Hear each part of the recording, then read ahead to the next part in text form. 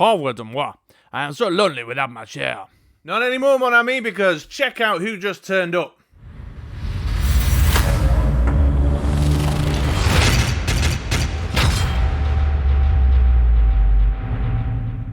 Vintage card-backed Marvel Legends Rogue. Marvel Legends Rogue, folks. I mean, some of you watching this won't understand, but if you go onto eBay in the United Kingdom right now and search for Marvel Legends Rogue, you'll see that this figure loose can sell for £75 plus. And I just haven't got that kind of money. But my Gambit was lonely. He was lonely on the shelf. He needed a Rogue in his life. And I saw that Target in North America had just recently got them in stock. And through a hookup that I have in North America, I managed to get one bought and shipped over here for just over £35, which is an absolute bargain, especially when you consider that the over-the-counter price, the RRP, is around 25 quid. So I'm super, super happy. My Gambit is going to be super, super happy. Let's crack Rogue open, take a look at the figure. I'll offer you a few review thoughts, and if you're thinking about picking one up for yourself, although probably not at £75 plus, but if you are, then hopefully this video will help you make your mind up. Here we are then.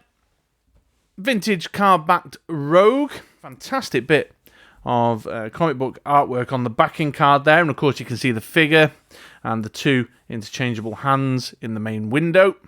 The back leans nicely into the nostalgia as well. Very reminiscent of the kind of character profiles on the back of cards that you used to get in the 90s. And of course, an action shot showing you what you can and can't do. So let's get her open. This is going to be a really short unboxing section for sure. Because if I just get my thumb in under there and go like this. And we're in. And, ooh, paperwork. So there we go. There's Rogue in the blister pack. Let's get her out of this plastic. Oh, I hate this sound. Come on, Rogue. Here we go. Gambit's waiting. And then the two hands are taped in. Bloody sellotape. Ooh. Whoopsie daisy. And there we go. There's Rogue. Right, here we go then. It's a few days later. Here is my Rogue, all out of the box and ready for action. I've been posing her up, been taking photographs, been playing around with her. I've had her on the shelf. She's been spending some time with her one true love. Hello, Mashaya. The best ex-couple, in my humble opinion. Far better than any of the other couples out of the X-titles. And yeah, let's just dive straight into it and start talking about the look and aesthetic of the figure. And clearly, the appeal of this particular Rogue to me is the 90s, you know, the Jim Lee stroke animated series style look. You know, it's the green and yellow colour scheme on the uniform. She's got her rolled up sleeves on her little leather jacket, the big 90s hair rock hairdo with the little headscarf, the tall knee-high boots. Everything about it just screams 90s nostalgia, and that is exactly what I'm looking for. And as you just sort of taking the whole figure experience, that's what she says on the shelf. And alongside Gambit, they really do just have a tremendous X-Men animated series kind of vibe, which is exactly what I wanted with the figure. If we sort of move in a little bit closer, there's some really lovely touches about the figure. If we start with the head, the first thing that strikes you is the hair. I mean, look at the detail sculpting in the hair.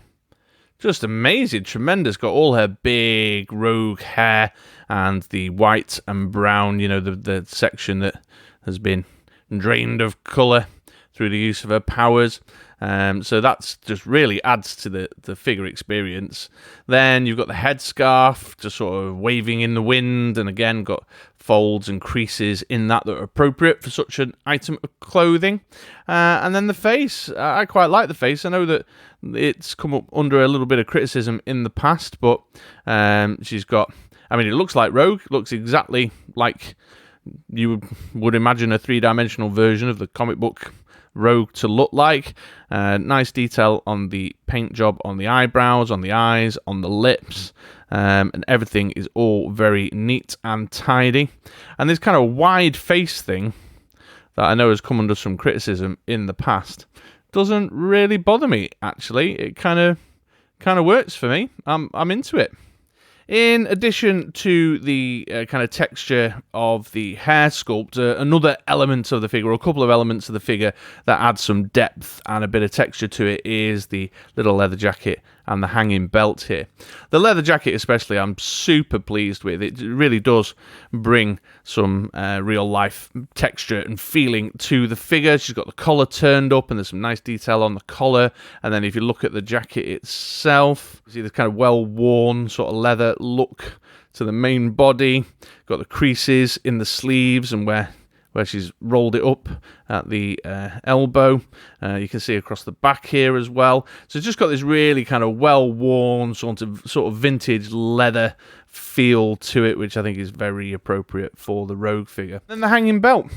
Now, normally hanging belts of this nature annoy me on my figures, but this is an exception. I think because Rogue has got these very distinctive feminine hips, the belt actually loosely hangs in a manner in which it's supposed to, unlike I've encountered with other figures in the past. And I really enjoy the detail of the little X symbol on the front of the belt and the classic Jim Lee 90s X-Men pouches. Had to fit them in somewhere, didn't you, Jim?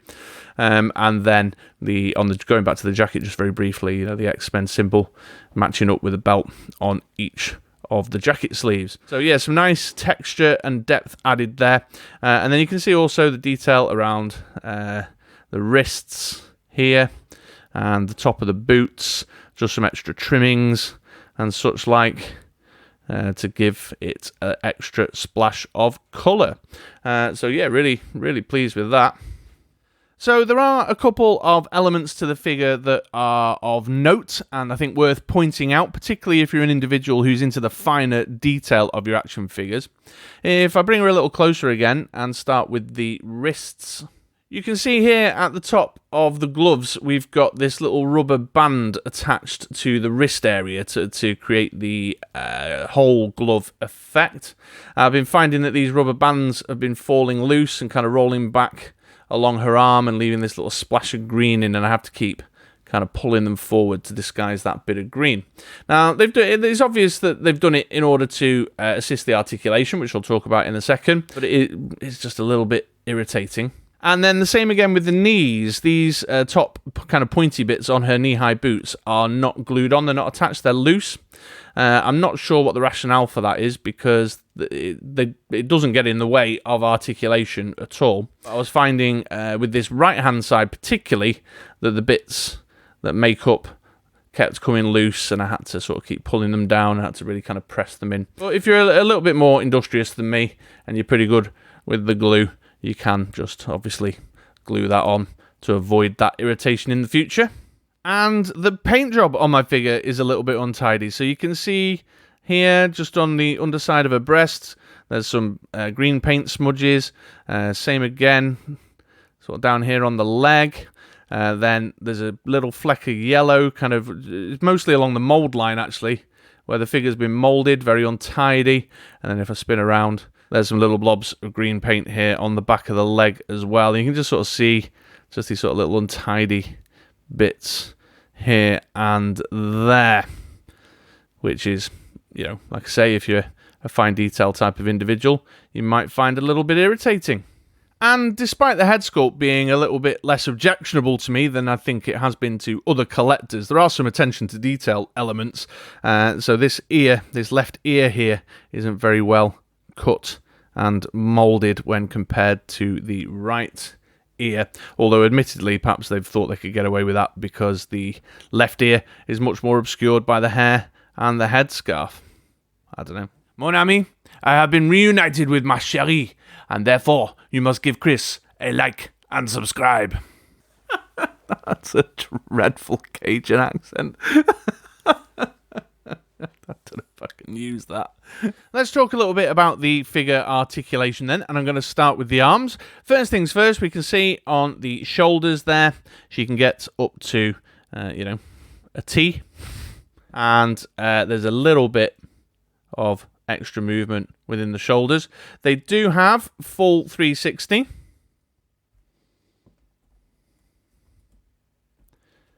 With a single elbow joint, and then swivel and bend in the wrist. In the main torso, we've got some really good kind of levels of movement here, up in her kind of rib cage area, but we don't have any waist swivel. And then the legs have got some pretty decent ranges of motion. She can't go too far back because of the way her bum mould goes, but we've got swivel at the top of the thigh, a double knee, no calf swivel, and then very limited movement, I'm finding, in the feet.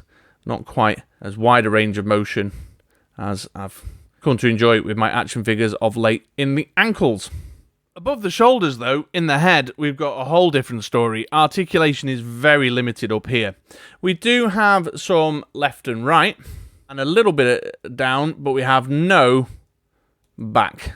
No looking back. And movement is hugely restricted by the way the hair hangs over the top of the collar, which is somewhat unavoidable, really, because you need this big hairdo. That's very indicative of the 90s rogue style, but it means that if, like me, you wanted to try and get her into a bit of a sort of flight pose, the only real option that you've got is to make use of this kind of rib cage articulation here, stick her chest out, and confirm all pervy nerd stereotypes by posing your rogue in what looks like a kind of dodgy pin-up pose.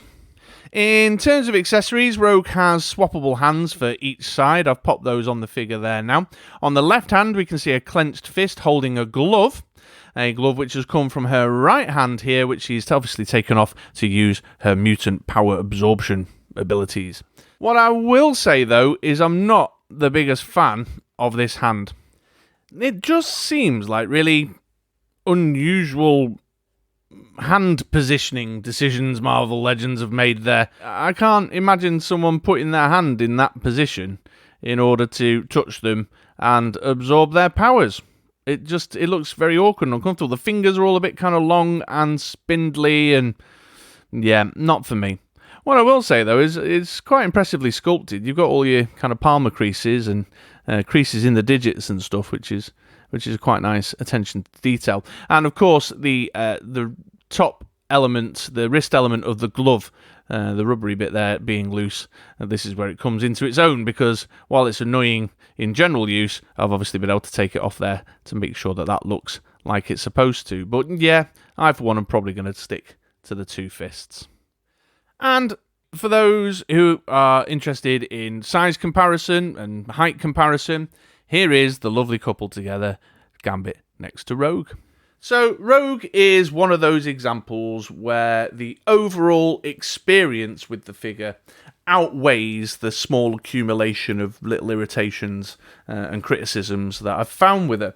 And therefore, she's a recommend. I'd definitely say it's one you should own, particularly if you're a big fan of 90s X-Men nostalgia, which I am. She is a little untidy around the edges. Yes, she's got these weird loose bits on the top of her boots and around her wrists. The paint job is a bit slapdash. And just broadly speaking, Marvel Legends, the female figure's point of articulation in the model sculpt can be a bit annoying when you're trying to make a nice photo, a nice lovey-dovey photo with your Gambit and your Rogue, and you can't quite get her in the position, or it's a flight character, and the head, because of the hair, the head won't go back. But I mean, that's the head thing's not really on Marvel Legends. That just is what it is. But those do seem minor to me when the overall experience of the figure, and when you just sort of take her in as an overall kind of step back and look at her, those untidy bits kind of wash away, and I think she looks great. She looks fantastic in amongst my Marvel Legends. She certainly